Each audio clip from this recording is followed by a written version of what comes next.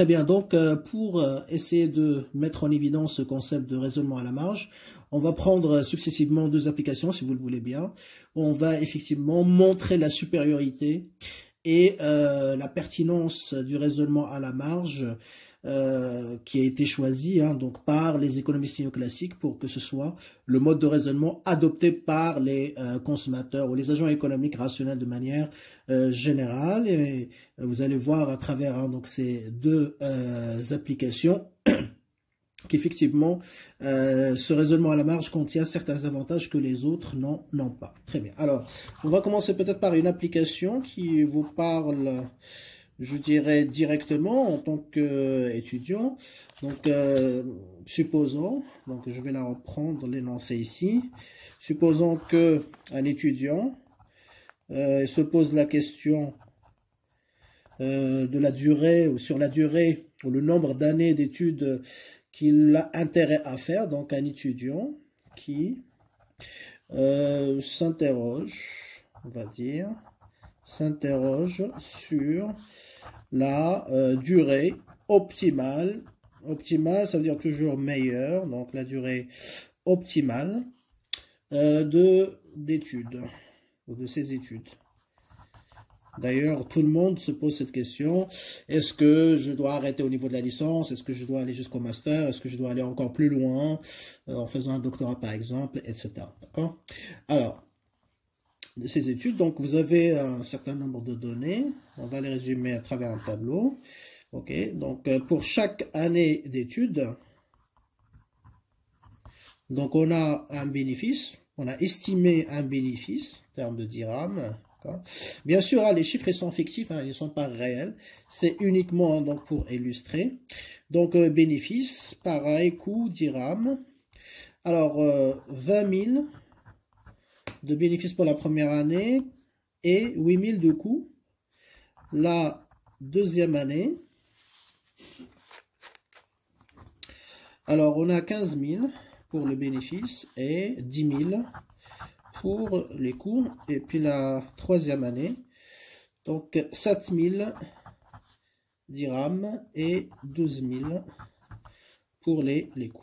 OK? Très bien. Alors, la question qui se pose, c'est, voilà, est-ce que cet étudiant a intérêt à faire 3 années, 2 années seulement, ou une seule année? D'accord? C'est un petit peu donc l'idée de cette application. Okay. Très bien. Donc, dans la science économique, bien sûr, pour faire des choix rationnels, comme on a dit, il faut faire un calcul. Donc, il faut faire un calcul économique. En quoi consiste ce calcul économique? Eh bien, à comparer le coût et les bénéfices. C'est comme si, en langage ordinaire, on compare les avantages et les inconvénients. Et donc, on avait dit qu'il y a 3 façons d'effectuer ce calcul économique. Soit je raisonne de manière globale, c'est-à-dire je prends le coût total et je le compare avec le bénéfice total. Soit j'utilise juste la moyenne, donc je vais comparer le bénéfice moyen avec le coût moyen, soit de manière marginaliste, c'est-à-dire je compare le coût d'une unité supplémentaire avec le bénéfice d'une unité supplémentaire. Et quand je parle d'unité supplémentaire, ça peut être une année d'études, ça peut être une unité d'un bien consommé, ça peut être, je sais pas, 1 heure d'un service qui est consommé, etc. Donc, bien sûr, ça, c'est précisé dans les énoncés des exercices ou des applications. Très bien. Alors, réponse. Donc, on va aider cet étudiant à déterminer quelle est la durée optimale de ses études. Combien d'années il a intérêt, rationnellement parlant, à choisir. Donc, si j'adopte ou si l'étudiant adopte un raisonnement global, qu'est-ce qui va se passer? Très bien. Alors, dans le cas de raisonnement global, donc l'étudiant en question, donc il doit calculer le bénéfice global, à quoi est égal, et le comparer avec le coût global versus coût global. Je rappelle, global, ça veut dire total, tout simplement. Très bien. Alors, bénéfice global, donc c'est la somme donc des bénéfices des 3 premières années, ou des 3 années. Donc, je vais faire la somme de 20 000 plus 15 000 plus 7 000. Donc, ça fait 35 000 plus 7 000. Donc là, ça fait si vous voulez, hein, donc 20 000, plus 15 000, plus 7 000. Et donc, ça nous donnera, comme on vient de le dire, 40 000. Voilà, donc ça, c'est le bénéfice global. La somme est égale à 42 000. Très bien. Le coût global, pareil. Donc, je vais faire la somme des coûts des 3 années. Donc, ça me donne 8 000. OK. Plus 10 000. Plus 12 000. Donc, la somme, pareil, ce sera 20 000 plus 10 000, ça fait 30 000. Et donc, quand je compare les deux, qu'est-ce que je remarque? Eh bien, si l'étudiant fait 3 années, il va gagner 42 000, mais il va dépenser 30 000. Donc, en général, le bénéfice global ici, il est largement supérieur au coût total. Donc, le coût, enfin, le bénéfice global dépasse largement le coût global. Ça veut dire quoi? Ça veut dire que l'étudiant, en faisant 3 années, il va gagner plus que ce qu'il va ou ça va lui coûter. Et donc, 3 années, il a intérêt. Hein, donc, on va dire oui pour les 3 années. Donc, c'est rentable pour lui de faire 3 années d'études. OK? Et là, intérêt, la durée optimale pour lui, c'est de faire 3 années parce que ça lui permet de gagner plus que ça lui coûte. Et effectivement, 42 000 supérieur à 30 000. C'est comme s'il lui restait en gain net, le gain net, il lui reste 12 000. OK? Très bien. Alors, ça, c'est du point de vue global. Maintenant, si j'adopte un raisonnement moyen, au calcul économique moyen, OK? Donc là, je vais raisonner en utilisant le coût moyen et le bénéfice moyen. Allons-y. Raisonnement moyen. Alors, qu'est-ce que ça va nous donner? Donc, pareil, on va calculer, déterminer le bénéfice moyen versus, ça veut dire contre ou opposé, comparé au coût moyen. Alors, le bénéfice moyen, bien sûr, est égal à quoi? Ben, c'est le bénéfice total divisé par le nombre d'années. Et le nombre d'années que j'ai, c'est 3. Donc, ça veut dire quoi? Ça veut dire que le bénéfice moyen est égal à 42 000. C'est le bénéfice total divisé par le nombre d'années, tout simplement. Et le coût moyen suivra la même logique, puisqu'on va prendre 30 000, c'est-à-dire le coût total, qui divisera le nombre d'années. Et donc là, on obtient quoi? Ben là, c'est 14 000, bien sûr. Et là, c'est 10 000.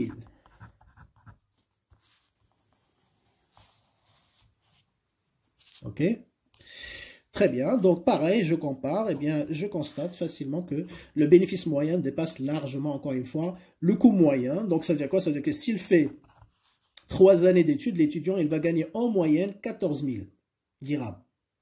Ça va lui coûter 10 000. Donc, c'est comme si chaque année, bah, en moyenne, il va réaliser un gain net de 4 000, hein, net, d'accord?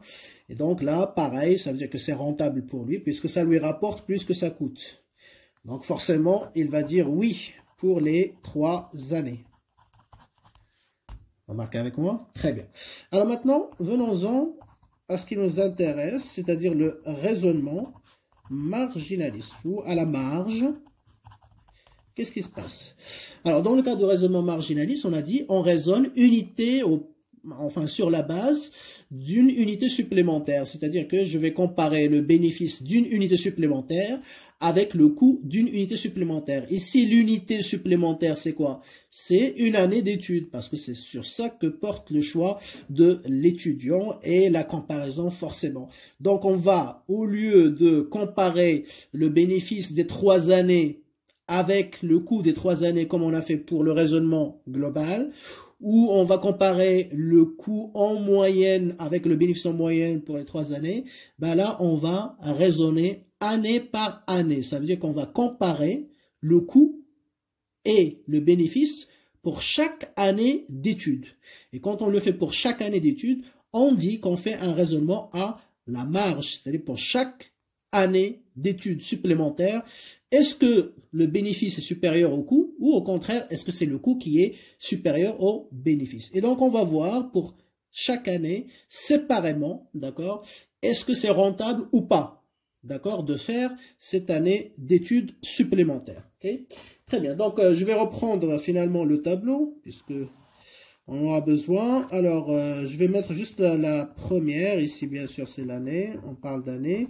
Ici, c'est la deuxième. Et là, c'est la troisième. Pour que c'est visible, je vais essayer d'ajuster l'effet par rapport au caméra. Voilà. Ici, j'ai bien évidemment le bénéfice. Ici, le coût. Et là, bien sûr, on va avoir la décision. La décision, pourquoi? Parce que on va établir pour chaque année, effectivement, supplémentaire, d'études supplémentaires. Est-ce que le bénéfice est supérieur au coût ou est-ce que c'est l'inverse? Et donc là, ça va déterminer la décision de l'étudiant. Est-ce qu'il va faire cette année d'études ou pas? Ok? Très bien. Donc la logique reste la même. Hein, donc c'est juste qu'on va raisonner année par année séparément. Alors ici, 20 000. Je reprends les données. 8 000. Ça ne change pas. 15 000. Ensuite, 10 000. Et enfin, 7 000 avec 12 000. Très bien. Donc là, on va séparer les années. Et donc, on ne va plus faire le raisonnement au total ou en moyenne, mais année par année. Donc, je prends la première année. Je compare, toujours pareil, la même logique. Je compare le bénéfice avec le coût. Si le bénéfice dépasse le coût, donc c'est une bonne décision. Si c'est l'inverse, bon, c'est pas une bonne décision donc de faire cette première année. Alors la première année, qu'est-ce que je remarque? 20 000, elle est supérieure à 8 000. Donc ça veut dire quoi? Ça veut dire que la première année, elle est rentable pour l'étudiant puisqu'il va gagner plus que ça va lui coûter. Donc il va dire, ça sera quoi sa décision? Forcément, ça sera oui. Donc, parce que c'est rentable pour lui. La deuxième année, pareil, il va comparer le bénéfice avec le coût. 15 000 supérieur à 10 000, donc il va dire oui. C'est-à-dire qu'il va accepter de faire ou d'étudier une deuxième année supplémentaire. Maintenant, il arrive à la troisième année, qu'est-ce qu'il remarque? Eh bien, le bénéfice, il est comment? Inférieur au coût. Donc, cette année, cette troisième année, eh bien, ça va lui coûter plus que ça va lui rapporter. Puisque ça va lui coûter 12 000. Et combien il va gagner? Ben 7 000. Donc, il va perdre 5 000. Donc, c'est une perte pour lui. Puisqu'il est rationnel, donc il ne va pas accepter de faire cette troisième année. Donc, sa décision finale, ce sera non. Donc, au final, donc l'étudiant, il n'a pas intérêt à faire 3 années. L'étudiant n'a pas, contrairement aux 2 raisonnements précédents, n'a pas intérêt à faire 3 ans d'études. Il n'a pas intérêt à faire 3 années ou 3 ans d'études, d'accord? Mais seulement, je continue ici, mais seulement 2 ans d'études. Seulement 2 ans d'études. Car la troisième année, d'accord, la troisième année lui fait subir une perte. À quoi est égale cette perte? Ben, la perte, c'est bien sûr 7 000, on a 7 000 de bénéfices, moins 12 000 de coûts. Donc, ça fait moins 5 000. Donc, le moins, ça veut dire une perte, quelque chose de négatif. Et donc, c'est ça la perte, pardon. Donc, c'est irrationnel pour lui.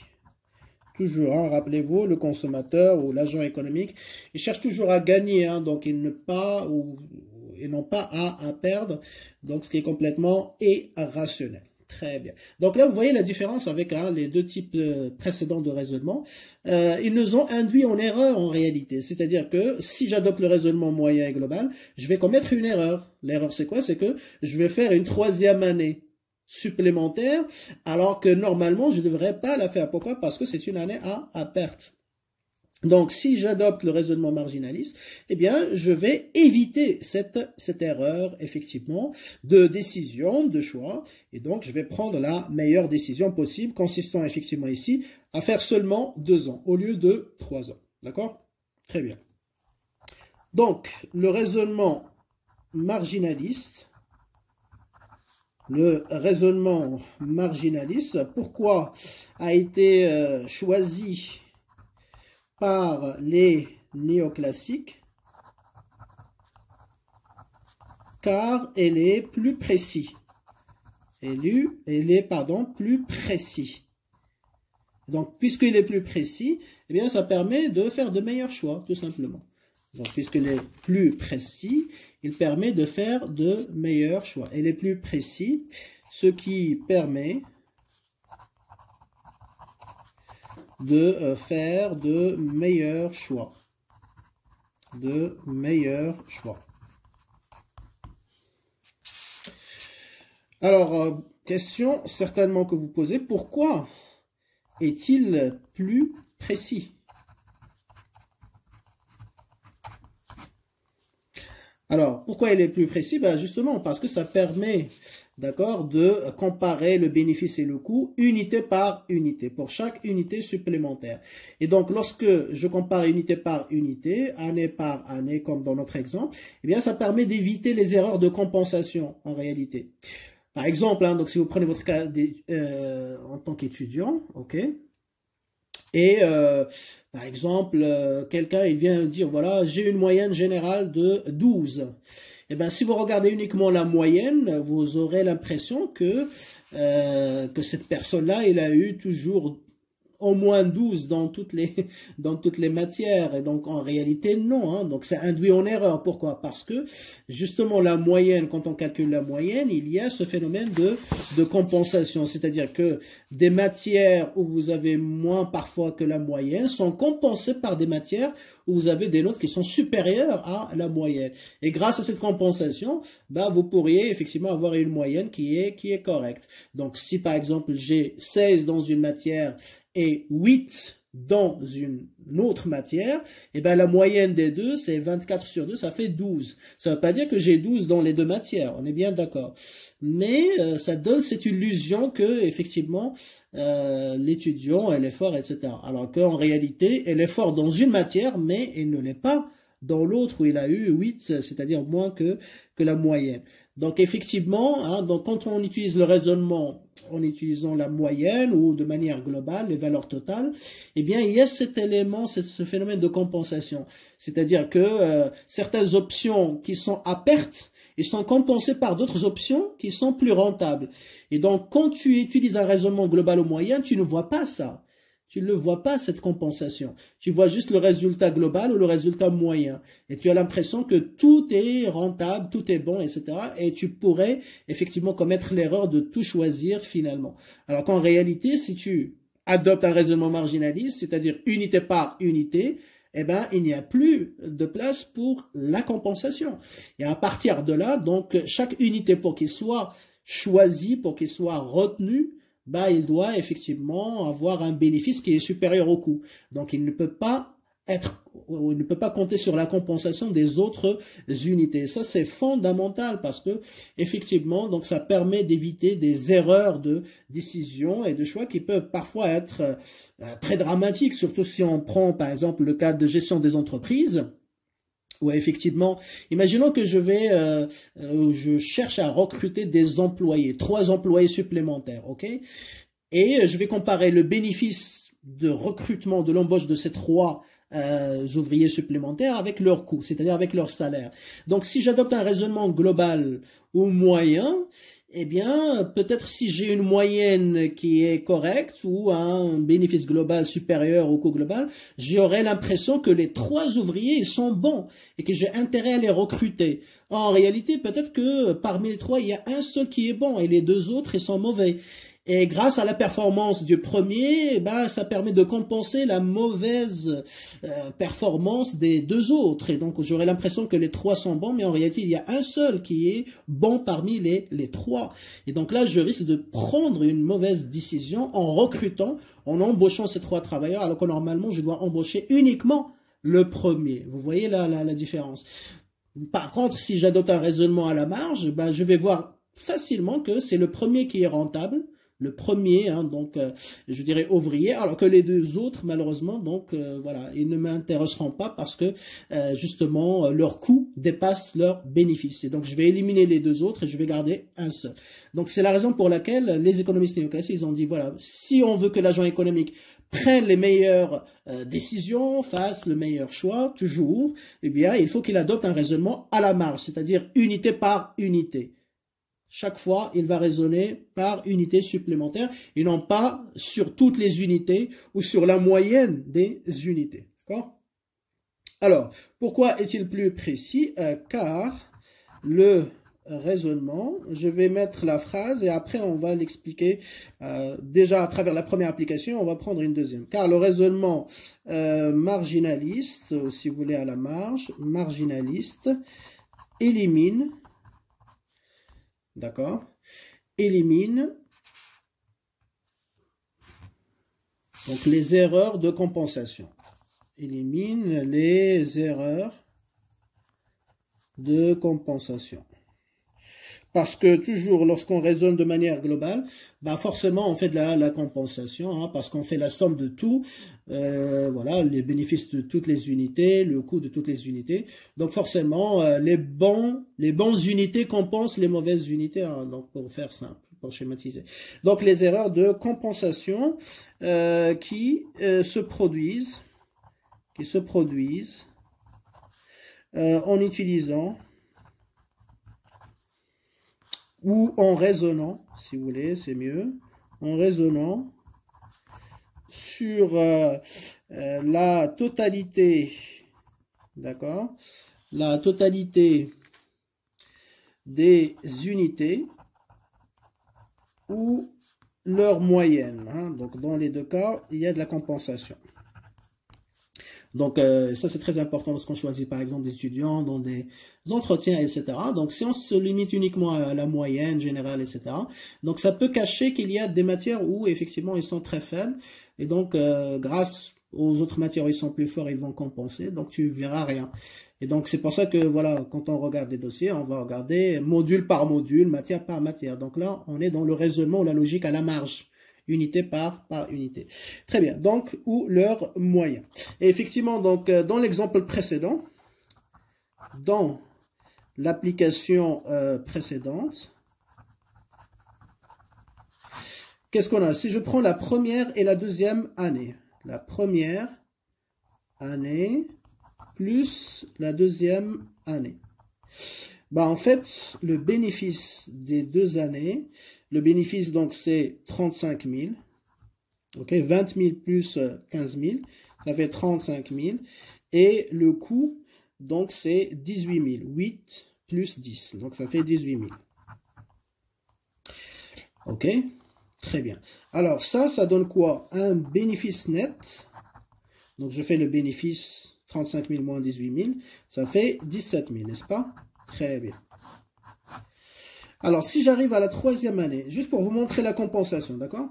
3e année, qu'est-ce que j'ai?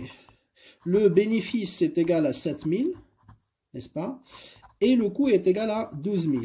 Ça veut dire quoi? Ça veut dire que j'ai une perte nette,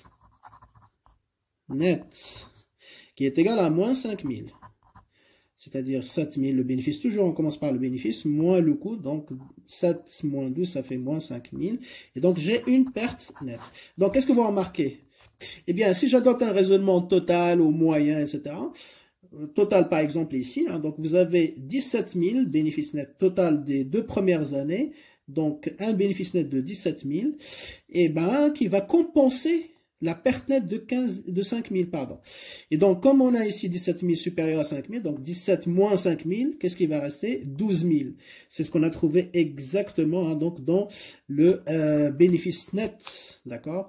Quand on a calculé tout à l'heure, enfin, on a utilisé le raisonnement global. Donc, le bénéfice net, le bénéfice dans le raisonnement global, si vous voulez, dans le raisonnement global,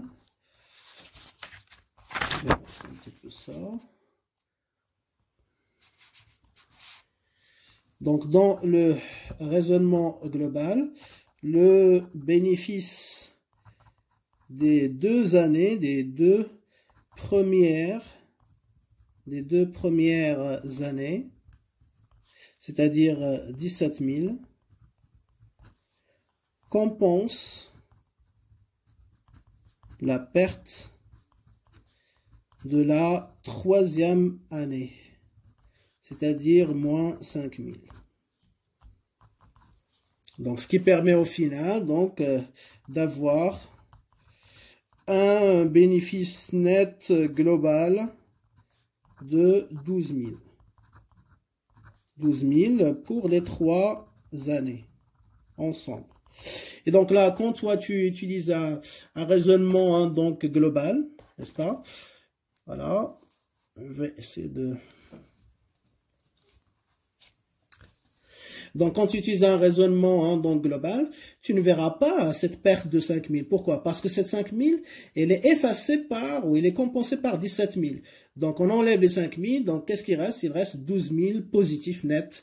Et donc là, tu as l'impression que toutes les 3 années sont rentables pour l'étudiant, alors que seulement les 2 premières qui sont rentables, alors que la 3e, elle est, où il a une perte qui est bien sûr nette.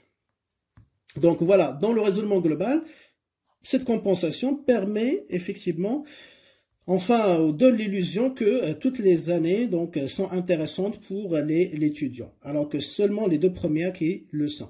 Pareil pour le raisonnement moyen, tu auras la même logique. Donc, cette compensation-là, elle est éliminée dans le raisonnement à la marge. Ok? Très bien. Alors, on va finir par cette deuxième partie. D'accord, cette deuxième vidéo, toujours dans la séance du 11 janvier. Alors, application 2.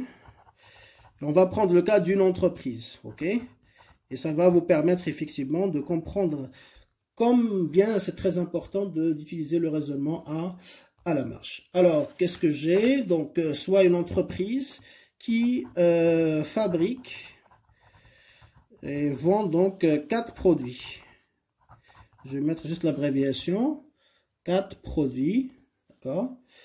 Alors, on va vous donner les informations. Vous avez ici les produits, le premier, le deuxième, le troisième et le quatrième, d'accord? Alors, on va vous donner pareil, hein, donc les ventes, si vous voulez, hein, donc les recettes, ok? Recettes annuelles, on va dire, et les coûts ou les charges. Très bien. Alors, 800 000. Excusez-moi, c'est juste de... Voilà, donc on a recette 800 000 pour le premier. Alors, j'espère que c'est visible, voilà. Très bien, 400 000. Ensuite, 300 000 et avec 500 000, 600 000 pour le troisième et 200 000.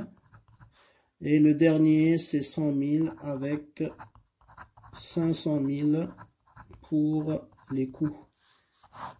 Voilà. Très bien. Donc, la question qui se pose, est-ce que cette entreprise a intérêt à garder? Donc, est-ce que... Question, est-ce que cette entreprise, donc je mets ESE, a intérêt à continuer à produire les 4, a intérêt à garder, si vous voulez, à garder les 4 produits? C'est ça la question.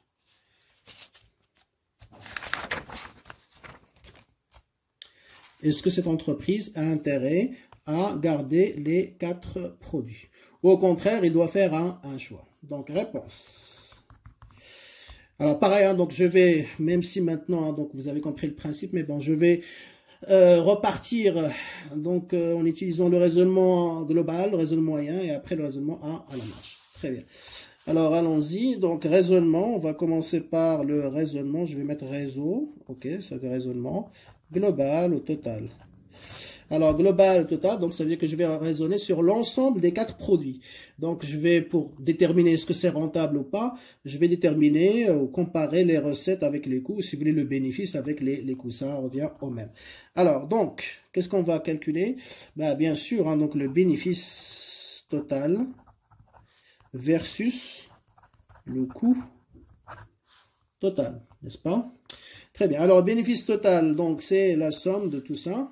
Vous voyez, hein, donc vous avez 800 000, plus 300 000, plus 600 000, plus 100 000. Donc ça fait ici 1 800 000. Donc je marque 1 800 000. Ça c'est 8, ok. Très bien. Ensuite, le coût total, donc c'est 400 plus 500, ça fait 900. Plus 200, c'est 1 100 000, plus 500, ça fait 1 600 000. 1 600 000. Donc, qu'est-ce que je remarque? Ben, pareil, on compare, on a le bénéfice qui est supérieur au coût. D'accord? Le bénéfice total, voilà. Donc, normalement, oui, pour les 4 produits. Il doit garder les 4 produits. Si j'adopte un raisonnement global, vous voyez? Et vous allez voir qu'effectivement, hein, c'est grâce à la compensation qu'on va garder les 4 produits. Mais ce n'est pas une bonne décision. Ok? Alors, raisonnement moyen. Raisonnement moyen, la seule différence avec le raisonnement global, c'est que je vais diviser par le nombre de produits ici. Tout à l'heure, on a divisé par le nombre d'années. Toujours le nombre d'unités. Alors, je compare le bénéfice moyen versus le coût moyen. N'est-ce pas?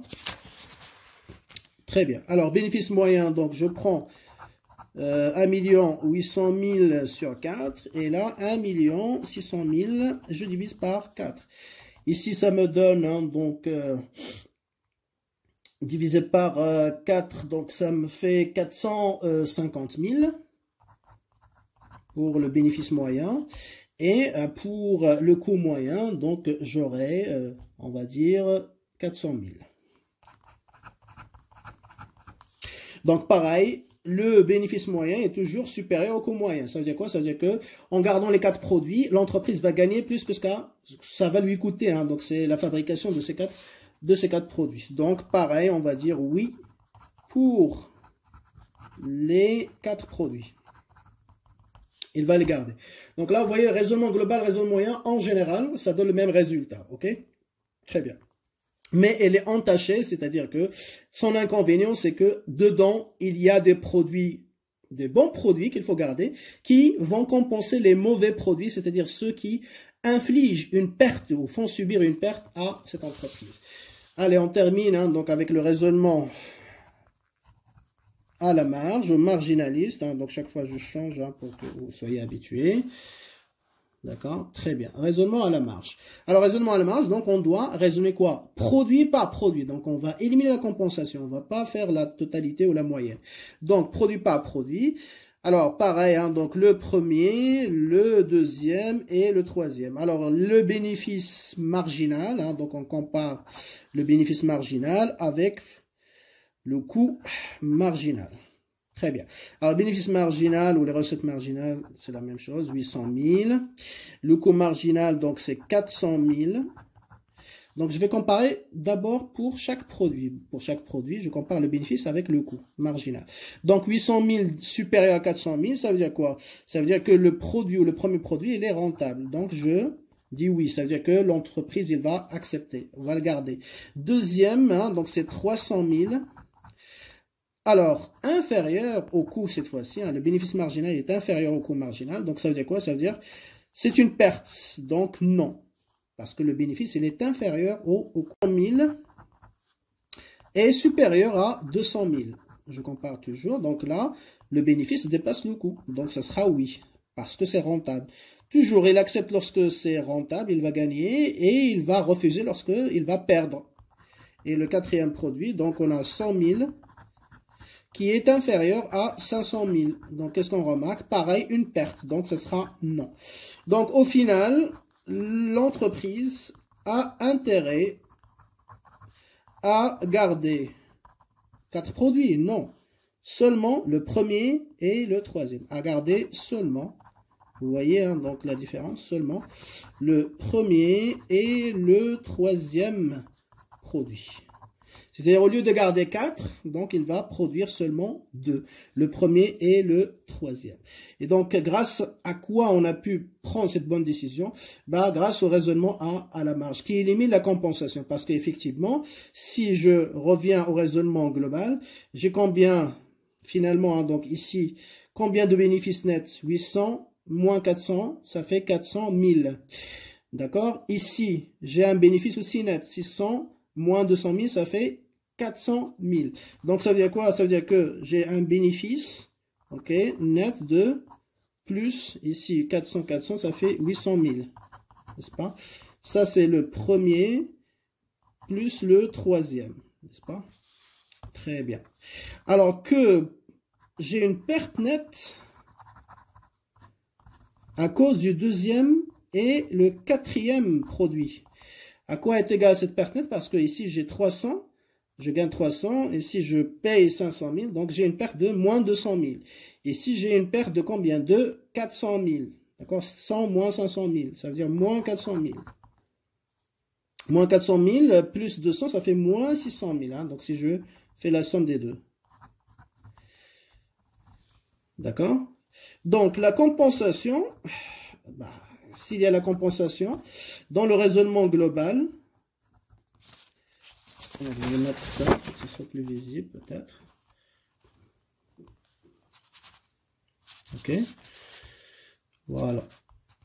Donc, ici, compensation, dans le raisonnement global, fait que j'ai un bénéfice net, encore une fois, 800 moins 600 000, il va rester, qu'est-ce que je vais voir, moi, dans le raisonnement global, seulement 200 000 net. Et donc, je vais conclure que les 4 produits sont bons. Alors qu'en réalité, c'est seulement le premier et le troisième. Donc, le raisonnement marginaliste, c'est les plus, ou les meilleurs et les plus, je dirais, hein, donc pertinents, parce qu'il élimine cette erreur ou ces erreurs qui sont liées à la compensation. Ok? Très bien.